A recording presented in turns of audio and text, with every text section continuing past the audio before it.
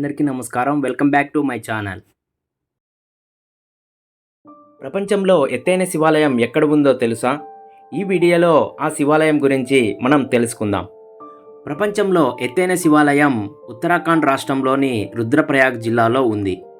ఇక్కడ ఉన్న ఈ ఆలయం పేరు తుంగనాథ్ లేదా తుంగనాథ్ ఆలయం అని అంటారు. 5 పంచ కేదార్నాథ్ దేవాలయాలలో ఈ యొక్క ఆలయం ఎత్తైనది. ఇక్కడ పర్వతాలు మందాకిని, అలకనంద నది లోయలను ఏర్పరుస్తాయి. ఈ యొక్క ఆలయం దాదాపు 3690 మీటర్లు ఎత్తులో చంద్రశిల శిఖరానికి కొంచెం దిగువన ఉంది. మొదటిసారి మన ఛానల్ని ఎవరైనా విజిట్ చేసినట్లయితే తప్పకుండా మన ఛానల్ని సబ్స్క్రైబ్ చేసుకోవాల్సిందిగా కోరుకుంటున్నాను. ఇక ఈ యొక్క ఆలయానికి సంబంధించినటువంటి పురాణాల ప్రకారం శివపార్వతులు ఇద్దరూ హిమాలయాలలో నివసిస్తుంటారు కదా. శివుడికి కైలాస పర్వతం ఉంది. పార్వతిని శైలపుత్రి అని కూడా పిలుస్తారు. గర్వాల్ ప్రాంతంలో శివుడు పంచకేదార్ దేవాలయాల సృష్టికి సంబంధించిన అనేక కథలు ప్రాచుర్యంలో ఉన్నాయి. గర్వాల్ ప్రాంతం పంచకేదార్ దేవాలయాల సృష్టికి సంబంధించి అనేక కథలు ప్రాచుర్యంలో ఉన్నాయి. గర్వాల్ ప్రాంతం శివుడు పంచకేదార్ దేవాలయాల సృష్టి గురించి అనేక జానపద ఇతిహాసాలు ప్రాచుర్యంలో ఉన్నాయి.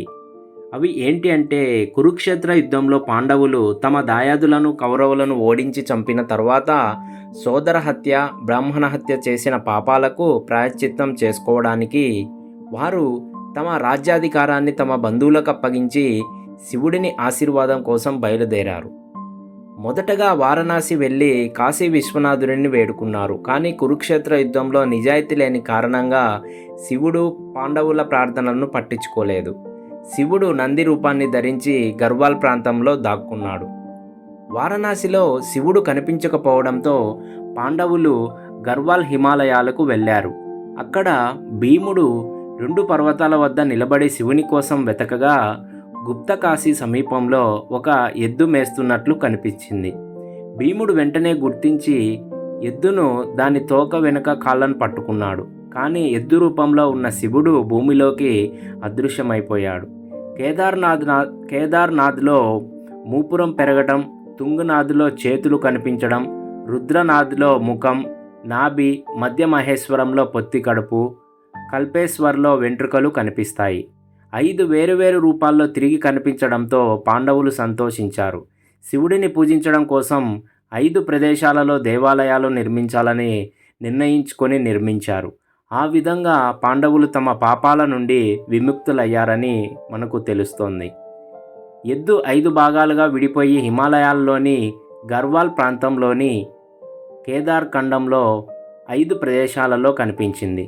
పంచకేదార్ దేవాలయాలు నిర్మించిన తర్వాత పాండవులు మోక్షం కోసం కేదార్నాథ్లో ధ్యానం చేసి యజ్ఞం చేసి ఆపై మహాపంత్ అనే స్వర్గ మార్గం ద్వారా స్వర్గం లేదా మోక్షాన్ని పొందారు.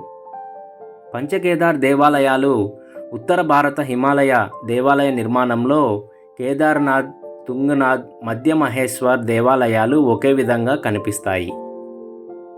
పంచకేదార్ దేవాలయాల వద్ద శివదర్శన తీర్థయాత్రను పూర్తి చేసిన తర్వాత బద్రీనాథ్ దేవాలయంలో విష్ణు మహామూర్తిని సందర్శించుకోవడం ఒక అలిఖిత మతపరమైనటువంటి ఆచారంగా ఇక్కడ చెప్తుంటారు.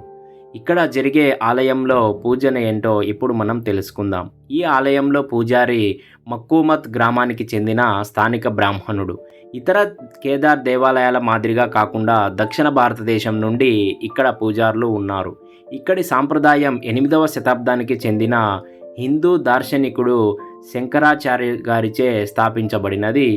మక్కుమత్ గ్రామానికి చెందిన మైతానీ బ్రాహ్మణులు ఈ దేవాలయంలో పూజారులుగా వ్యవహరిస్తుంటారని కూడా చెబుతుంటారు. చలికాలంలో ఈ ఆలయం మూసివేయబడుతుంది. ఆలయ పూజారులు దేవతకు సంబంధించిన ప్రతీకాత్మక చిత్రం ఇక్కడి నుండి 29 కిలోమీటర్ల దూరంలో ఉన్న మక్కుమత్ గ్రామంలోని మార్కండేశ్వర్ దేవాలయానికి తరలిస్తారు. ఈ యొక్క దేవాలయం ఆవరణంలోనే రావణశిల అని ఉంది. చంద్రశిల అని పిలువబడే ఒక చిన్న గుడి కూడా ఉంది. ఈ రావణశిల రామాయణానికి సంబంధించినటువంటి చారిత్రక ప్రాముఖ్యతను కలిగి ఉంది.